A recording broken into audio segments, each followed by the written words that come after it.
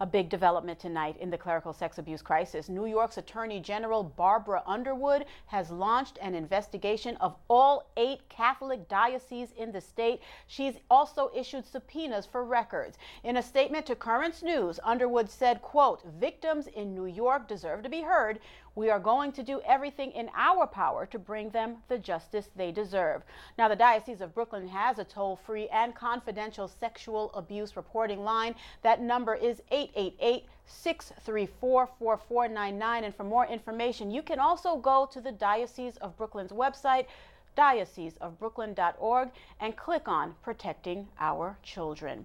This move follows a 2-year-long grand jury investigation in Pennsylvania that accused 300 priests of molesting more than 1,000 children. The national correspondent for the Tablet and Crux, Christopher White, joins us now. Christopher, thank you for being with us.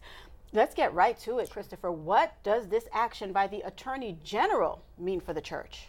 Well, Liz, it's big news with an uncertain end. This means that, archives that go years, decades back are going to be opened up, subpoenaed, and under a full scrutiny outside of the confines of the church. They will have an independent review, which is, in light of the Pennsylvania grand jury report, what so many Catholics have been calling for, but it also means prepare for bad news ahead, most likely. Now, what's been the response, if any, from church leaders so far? Liz, it's been very admirable.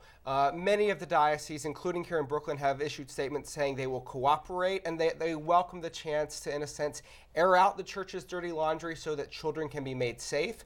And so I think we've seen a lot of church leaders step forward saying the time is now to get this right. Now we have this announcement, we have subpoenas possibly coming. How does this process unfold going forward? Will there be a grand jury as there was in Pennsylvania? It's too early to say at this point, Liz, so I think we'll first start with the subpoenas and documents will be received, but I think it's most likely that a grand jury will be necessary to do the thorough sort of investigation that, like Pennsylvania, takes a year, 2 years to really uncover all of this. Now we have Pennsylvania.